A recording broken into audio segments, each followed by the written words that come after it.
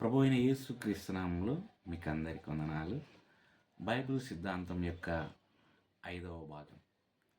ఐదవ భాగంలో మనము బైబిల్ ప్రామాణికత్వం గురించి నేర్చుకోబోతున్నాం.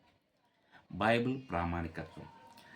ఈ ప్రామాణికత్వం అనేది కొన్ని గ్రంథాలు లేదా రచనలు అధికారికంగా గుర్తించబడిన మరియు ఒక మతపరమైన సాంప్రదాయంలో అధికారిక మరియు ప్రేరేపిత గ్రంథంగా ఆమోదించబడిన ప్రక్రియను సూచిస్తుంది.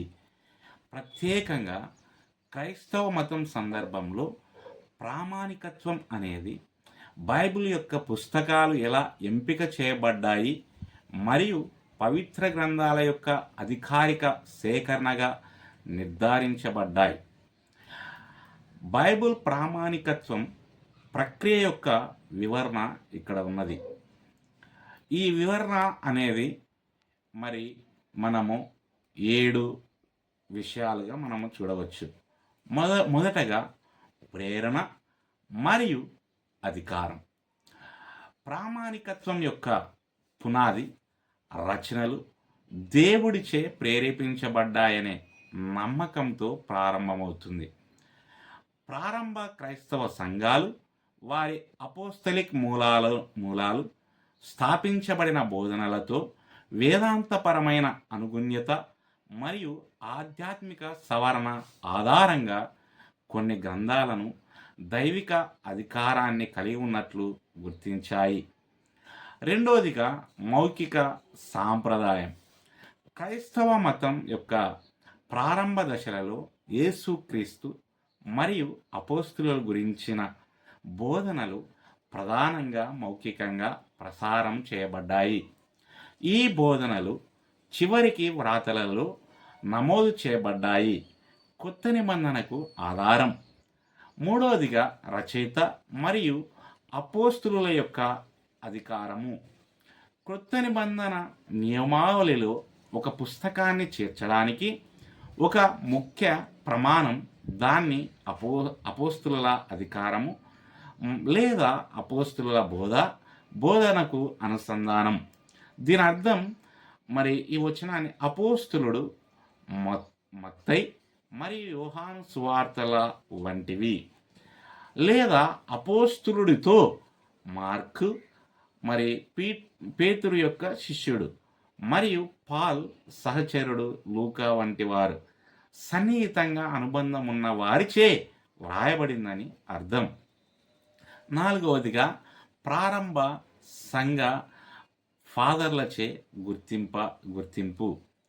ప్రారంభ క్రైస్తవ నాయకులు మరియు వేదాంతవేత్తలు కొన్ని రచనల అధికారాన్ని గుర్తించడంలోను మరియు ధృవీకరించడంలోను ముఖ్యమైన పాత్ర పోషించారు. వారి బోధనలు మరియు రచనలలో వారి అంగీకారం మరియు నిర్దిష్ట గ్రంథాల ఉపయోగము చివరికి కొత్త నిబంధన నియమావళిని స్థాపించడానికి దోహదపడింది. ఐదవదిగా మనం చూస్తే చేర్పు కోసం ప్రమాణాలు.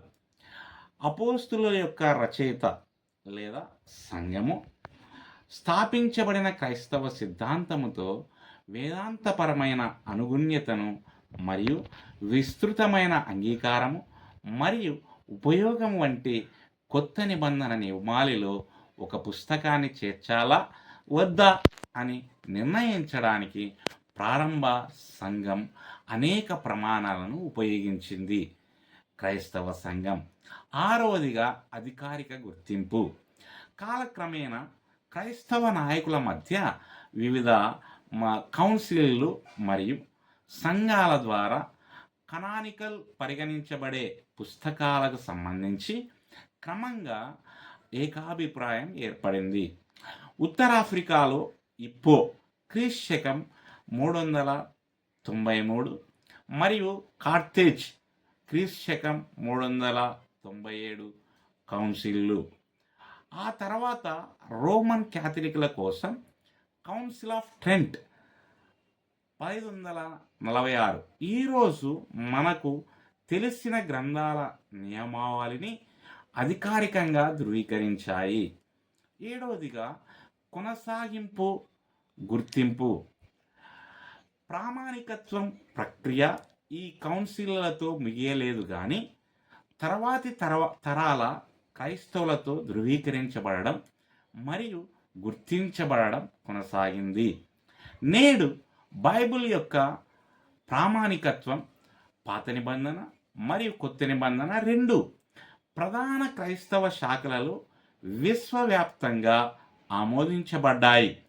సారాంశంలో ప్రామాణికత్వం ప్రక్రియలో ప్రారంభ క్రైస్తవ సమాజములోని కొన్ని రచనలు ప్రేరేపిత మరియు అధికార గ్రంథంగా గుర్తించడం మరియు ధృవీకరించడం జరిగింది.